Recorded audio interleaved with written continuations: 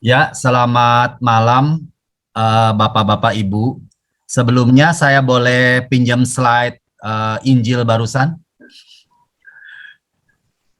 Jadi supaya kita bisa bersama-sama mempelajarinya dan mungkin lebih mudah juga kita membahasnya satu demi satu. Jadi mungkin kalau Bapak Ibu melihat Injil Wahyu, eh, ini mungkin boleh dibilang Injil yang menakutkan ya. Ya. Saya pernah membaca, saya nggak tahu kenapa, mungkin keadaannya lagi suam-suam kuku kelihatannya. Saya baca pernah satu malam selesai. Nggak tahu kenapa saat itu saya tiba-tiba ingin membaca kitab Wahyu ini. Jadi di dalamnya itu memang campur baur perasaan hati saya ketika membaca. Ada rasa menyesal, ada rasa penuh pengharapan, ada rasa ketakutan. Itulah mungkin ciri-ciri ya kita lah orang yang berdosa ini. Nah, pada pertemuan yang keempat, kita akan melihat bagaimana Yesus, sahabat seperjalanan kita, itu selalu berada menunggu kita. Bukan hanya menunggu, tetapi justru Yesus yang datang kepada kita. Nah, dari bacaan Wahyu di awal-awal memang menceritakan ada 7 surat yang diberikan menurut dari Santo Yohanes yang penulis Wahyu ini. Nah, di dalam Wahyu yang ketiga, yaitu kepada jemaat di Laodikia, ya ini jemaat di sekitar daerah Kolose sana, itu menceritakan tentang keadaan di mana kota atau jemaat tersebut itu berada di dalam daerah yang kaya, katakanlah Jakarta. Katakanlah lebih tepatnya adalah Panglima Polim lah sebetulnya. Jadi ini sangat cocok banget nih untuk teman-teman di Panglima Polim. Kalau saya kan di daerah Puri enggak ini di Panglima Polim ya. Jadi cocok nih Panglima Polim. Tapi saya percaya di Panglima Polim tidak suam-suam kuku. Makanya ada 36.000 sekarang Bu Susapto yang datang ya. Oke. Baik, kita coba mendengarkan pesannya, kita coba refleksikan di dalam kehidupan, dan kita bisa melihat bagaimana sabda Allah itu benar-benar hidup. Seperti Santo Petrus katakan, ya Tuhan, sabdamu adalah jalan dan kehidupan. Mau kepada siapa lagi saya mau pergi? Nah, kadang-kadang kan iya ya, yuk kita coba dengerin sama-sama. Dan ibaratkanlah tulisan ini diberikan kepada kita, surat ini. Dan tuliskanlah kepada malaikat jemaat di Laodikia. Inilah firman dari Amin. Nah, tadi nanya-nanya, siapa Amin ini? Kan gitu, mungkin Bapak Ibu kalau diperhatikan. Saksi yang setia, sebenarnya S-nya itu S-nya huruf besar. Jadi saksinya huruf besar. Inilah firman dari Amin, saksi yang setia dan benar. Amin ini menggambarkan sang anak domba Allah. Amin ini menggambarkan Yesus Kristus. Seperti apa disebutkan di sini? Yang setia dan yang benar. Jadi kita udah punya karakter Tuhan Yesus. Tuhan Yesus setia. Lagunya kan cocok tuh itu. Jadi oke, setia, tik. Oh, itu ternyata karakter Allah, karakter Sang Putra, karakter Sang Roh Kudus. Oh, kita udah mulai gambar. Dan yang benar, permulaan dari ciptaan Allah, karena Roh itu, Sang Sabda itu sudah bersama-sama dengan Allah. Logos disebutnya. Aku tahu segala pekerjaanmu. Jadi kita bisa melihat di satu sisi mencerminkan siapakah firman dari Allah itu, yaitu yang setia dan benar, dan kemudian berkata kepada kita, manusia terutama jemaat di Laodikia, tapi kita boleh bayangkan itu adalah diri kita. Aku tahu segala pekerjaanmu. Jadi yang Tuhan cek ternyata apa? Pekerjaan, perbuatan.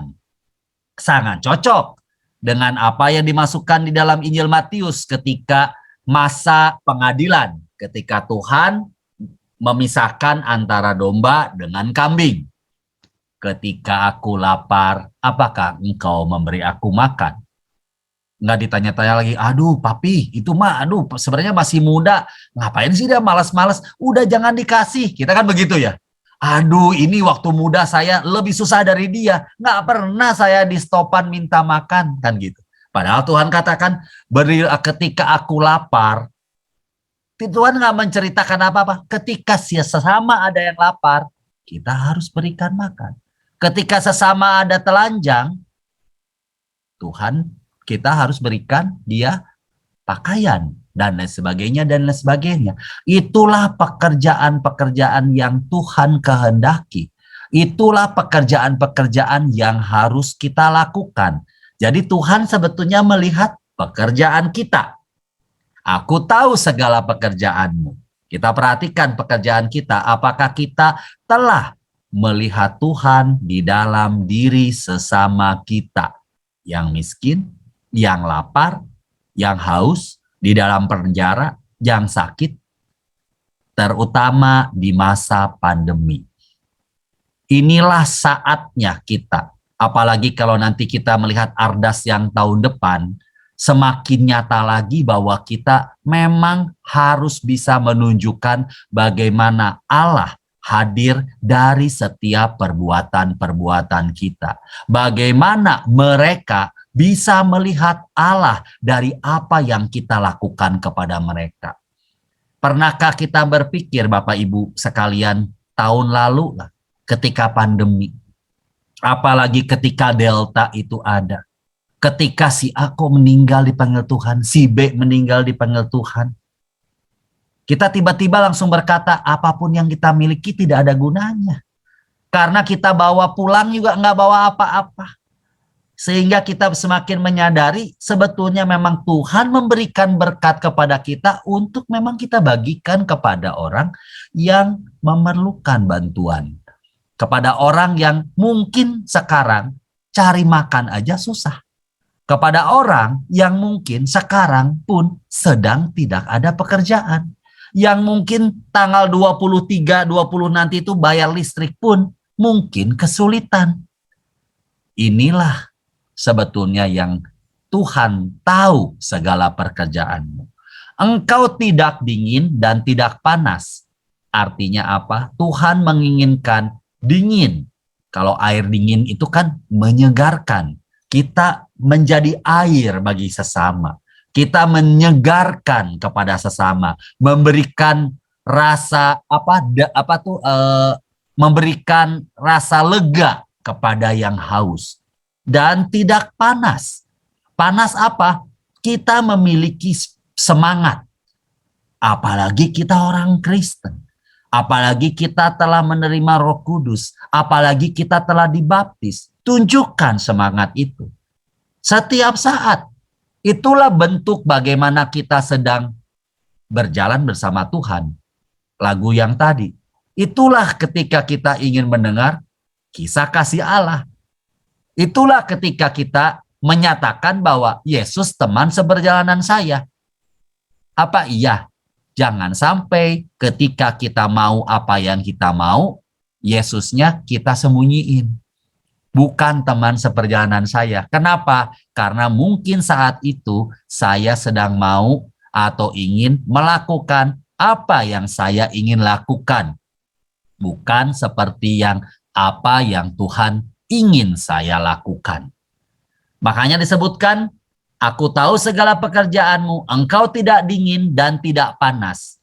Alangkah baiknya jika engkau dingin atau panas. Harus clear. Jangan yang di tengah-tengah. Sekarang ini kan banyak sekali kondisi kita semuanya serba ya tergantung deh. Jadinya kita tidak pernah tahu apa yang benar. Sangat tergantung situasi, sangat tergantung kondisi dan lain sebagainya. Padahal yang Tuhan mau adalah Tuhan maunya jika kita dingin atau panas, kita memiliki semangat dan kita bisa memberikan kelegaan. Karena dingin bisa menyegarkan orang-orang yang meminumnya. Kalau kita bayangkan dingin itu air. Jadi karena engkau suam-suam kuku yang ke gereja, ntar deh, nggak usah, nggak apa-apa. Ini ada orang bantu. Aduh, nanti aja pas Natal Paskah, pas masa Prapaskah nanti deh gua kasih lebih banyak deh. Yang sekarang tidak. Karena sebetulnya Tuhan mengasihi kita itu bukan pada saat Natal dan Paskah, Bapak Ibu. Sebetulnya Tuhan itu seperti di dalam tema tadi adalah teman seperjalanan kita. Buktikan itu. Jadi karena engkau suang-suang uku dan tidak ingin tidak panas, aku akan memuntahkan engkau dari mulutku. Artinya Tuhan akan mengeluarkan karena Tuhan tidak suka dengan seperti itu. Mungkin bahasa yang lain dari suam-suam kuku, selain mungkin nggak jelas, tapi bisa juga sama seperti Tuhan Yesus katakan kepada orang-orang Farisi, kepada orang-orang tua-tua, bahwa jangan sampai kita menjadi orang yang hipokrit, menjadi orang yang apa yang dilakukan, apa yang dikatakan, tapi tidak sama dengan yang dilakukan. Mau menyuruh orang begini, tapi sendiri tidak mau pegang. Kebetulan saya sedang ada sharing tentang orang tua Katolik kepada anak-anak. Pernah ada satu kata yang baik adalah, janganlah orang tua meminta anak melakukan yang kita tidak pernah lakukan. Karena akan membebani mereka doang. Lo bilang, lo bapak ini suruh A, B, C, D, padahal bapaknya nggak pernah ngerjain A, B, C, D. Anaknya bilang, tar dulu ya, apalagi kalau bilang, jangan ngerokok nak, sementara bapaknya lagi ngerokok, naruh rokok di dalam mulutnya, kan gak cocok. Ya, jadi di sini Tuhan Yesus katakan, karena engkau berkata, kenapa? Karena sebutkan tadi, daerah jemaat Laodikia, kenapa suam-suam kuku? Biasanya karena daerahnya sebetulnya makmur, kaya, penuh harta. Memang menarik disebutkan, memang manusia memerlukan harta karena Tuhan juga banyak dibantu disupport oleh para wanita-wanita. Ada kan kurang lebih seminggu 2 minggu yang lalu kalau Bapak Ibu ikutin bacaan harian, didukung dengan hartanya mereka melayani Tuhan. Yes, perlu, itu memang perlu. Tetapi jangan sampai juga karena kekayaan, kita berasa bahwa kita ini sudah nyaman. Karena engkau berkata, yaitu kita yang berkata, aku kaya dan telah memperkayakan diriku. Jika kita memperkayakan diri kita dengan harta duniawi, kecenderungannya kita akan melekat ke harta tersebut. Bahkan bisa mentuhankan harta tersebut. Saya rasa Bapak Ibu di sini udah pada senior-senior, saya yakin banyak pengalaman pribadi yang akhirnya bahwa iya kenapa saya menomor 2-3kan Tuhan dan menomor 1kan harta duniawi. Dan aku tidak kekurangan apa-apa karena pada saat itu kita menunjukkan kesombongan kita. Gua punya kok apa aja. Kenapa yang gua takut? Tapi semenjak kemarin Delta, apapun yang kita punya ke rumah sakit pun kagak bisa. Karena full. Teman saya yang kayak gimana pun yang ada duduk di tempat parkir, duduk di kursi dengan kirinya oksigen. Nggak pernah kebayang saya kira-kira 3-4 tahun lagi bahwa teman saya, 3-4 tahun yang lalu bahwa teman saya akan seperti itu. Dari sana kan sebenarnya banyak Tuhan memberikan sabda melalui kenyataan hidup kepada kita. Banyak orang-orang yang saya ketemu, orang kaya, bilang, Dik, ngelihat apa yang terjadi dengan ini bahwa enggak semua harta zaman sekarang bisa membeli segalanya. Tidak memang. Karena bisa malah membuat kita jauh dari Tuhan. Karena engkau tidak tahu, disebutkan bahwa engkau melarat dan malang, miskin, buta, dan telanjang. Di sini menceritakan bahwa tidak bisa lagi melihat keselamatan. Karena udah ketutup dengan harta duniawi. Ketika kita memiliki atau attach terlalu banyak dengan harta duniawi, saat itu saya sangat yakin kita sedang miskin.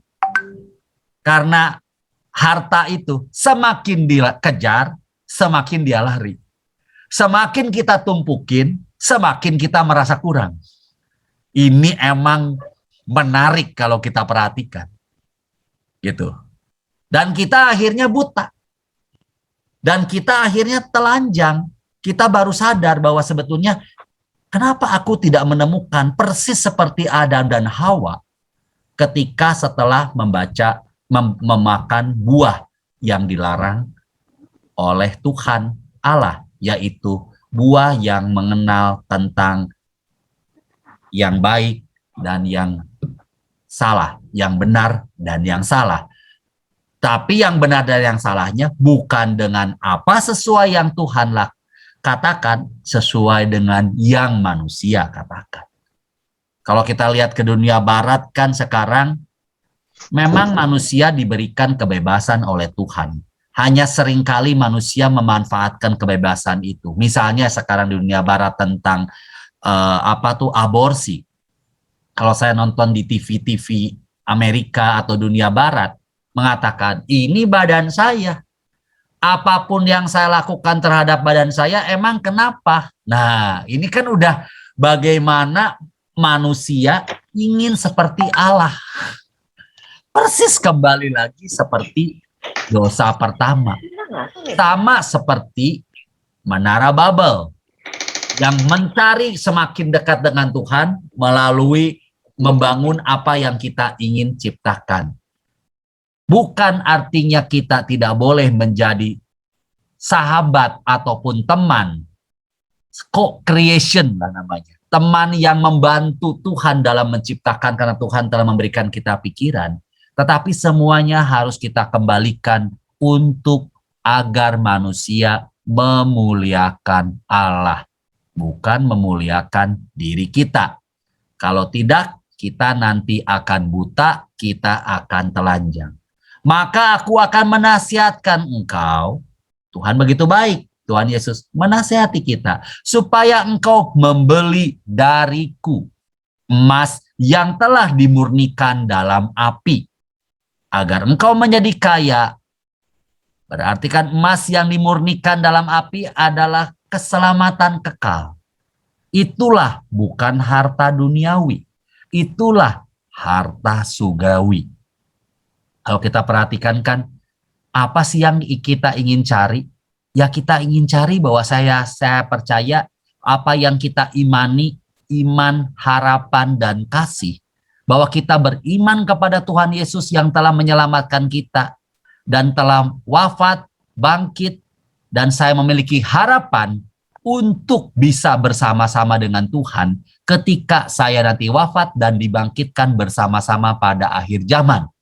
Dan ketika saat itu terjadi Bapak Ibu, apa yang ada saat itu? Tidak akan ada iman lagi. Kalau kata Santo Paulus, tidak akan ada harapan lagi. Karena udah terjadi. Yang ada saat itu hanya kasih. Apa itu kasih? Ketika kita bersama-sama bersama Allah Bapa di surga. That's love. Itulah kasih. Bagaimana caranya? Ya caranya ya kita hidup hari ke hari. Bagaimana kita melalui proses pengudusan ini. Kalau kadang-kadang kita kan stres, aduh gimana ya ini manusia ini kan kita sangat jatuh dari dosa, sering kali jauh dari Tuhan. Lama-lama kan stres, tapi kita percaya seperti tema bulan Kitab Suci Nasional ini. Tuhan Yesus teman seperjalanan saya. Saya percaya apabila saya berjalan bersamanya dan ketika saya pun terantuk batu, Tuhan tidak akan membiarkan saya jatuh. Itu kekuatan kalau buat saya atau kita semua sebagai orang yang lemah. Karena di dalam Tuhan kita memiliki kekuatan. Jadi kenapa Tuhan meminta kita membeli, walaupun kita tidak mungkin bisa membeli apapun dari Tuhan. Karena Tuhan ingin kita menjadi kaya. Kembali lagi, bukan kaya dalam materi, tetapi kaya dalam kasih. Itulah harta yang sangat luar biasa. Saya sangat sedih apabila ada orang tua yang tidak mau memanggil anaknya atau bahkan tidak mau mengaku anaknya gara-gara urusan 10 juta, 20 juta. Karena anaknya mungkin lupa tidak mau bayar utang kepada orang tuanya. Berarti kan harga sebuah kasih relasi pengampunan itu cuma dihargai 5-10 juta. Tidak ada uang satupun yang bisa mengalahkan. Makanya kita sangat sedih juga kalau kita melihat teman-teman kita, ya satu seiman ataupun tidak seiman, yang harus katakanlah berantem urusan duniawi, urusan materi, di mana kasih itu berarti seperti yang saya katakan tadi, ketika kita semakin punya uang, semakin kita miskin, miskin rohani. Dan Tuhan Yesus menawarkan pada hari ini agar kita membeli dariku emas yang telah dimurnikan, beli kuduskan, itulah hidup kita. Karena kita berjalan bersamanya, agar kita menjadi kaya dan juga pakaian putih, which is kan kudus. Ya, supaya engkau memakainya. Itulah yang di Wahyu dikatakan, siapa yang bisa ketika orang itu mau berkorban dan menggunakan pakaian putih. Agar jangan kelihatan ketelanjanganmu yang memalukan, yaitu segala dosa-dosa kita. Oleh karena itu, bagaimana saya bisa katakanlah mendapatkan keselamatan? Ya saya akan membeli emas itu. Dengan apa yang Tuhan telah ajarkan, dengan sabda yang Tuhan telah menjadi kekuatan buat kita, menjadi jalan dan kehidupan buat kita. Dan lagi minyak untuk melumas matamu. Supaya engkau dapat melihat. Tadi, kita kan tadinya miskin, buta, telanjang. Tuhan berikan pakaian. Tuhan berikan minyak. Tuhan berikan murnikan kita agar kita kaya. Supaya kita dapat melihat. Melihat bukan dengan mata kita, melihat dengan mata Tuhan. Bagaimana keadaannya? Seperti disebutkan dalam Beatitudes. Berbahagialah engkau yang suci hatinya, karena engkau akan melihat Allah. Melihat Allah di dalam diri sesama kita. Kita pasti begitu mudahnya untuk iba dan mau membagi apa yang kita miliki. Yang mungkin saja kita pun kekurangan, tapi kasih itu mengalahkan apa yang kita miliki. Dan I want to give it to you. Karena kita udah diselamatkan Tuhan. Dan saya ingin membagikannya kepada semua orang. Saya percaya Bapak Ibu, pasti kita semua dalam keadaan damai sejahtera saat itu. Percaya, tidak pernah akan kita ada khawatir. Tidak pernah kita khawatir dengan hidup kita karena Tuhan berjalan bersama dengan kita. Tidak pernah kita khawatir dengan anak-anak kita karena Tuhan pasti menjaga mereka. Tidak pernah khawatir kita dengan cucu kita karena kita sering, aduh kenapa oma pelit banget. Iya, karena saya masih ada cucu. Gimana kalau anak saya nggak bisa kasih makan cucu? Kita seperti orang yang kurang beriman. Kita harus percaya bahwa Tuhan love them. Mengasihi kita dan pasti mengasihi anak dan cucu kita. Asal kita selalu setia kepadanya. Barang siapa lihat janji Tuhan, barang siapa kukasihi, jangan pernah merasa kita enak. Ia kutegur dan kuhajar. Sebab itu kita harus berikan hati kita. Kita relakan, jangan dikencengin. Koyakkan hati kita, bukan pakaian kita. Tuhan Yesus sudah ajarkan lebih dalam. Memang orang zaman dulu sering mengoyakkan pakaian, seperti orang Niniwe ketika Yunus meminta bertobat, dia mengoyakkan pakaian. Tapi kita koyakkan hati kita. Kita harus siap ditegur Tuhan. Artinya Tuhan sayang sama kita. Kita siap dihajar Tuhan. Karena Tuhan artinya mengasihi kita. Apapun yang terjadi jangan pernah mengkomplain kepada Tuhan. Artinya thank you God, you love me. Thank you God, You save me. Mendingan menderita di dunia ini daripada nanti kita harus menderita sepanjang masa di dalam api neraka. Itu yang Tuhan Yesus katakan. It's time. Inilah saat kita untuk bersama-sama. Tuhan berikan satu sabda yang luar biasa, yaitu bertobatlah. Apa yang Tuhan tawarkan kepada kita? Next, Bu, satu lembar lagi. Next slide, ada satu lagi. Ya.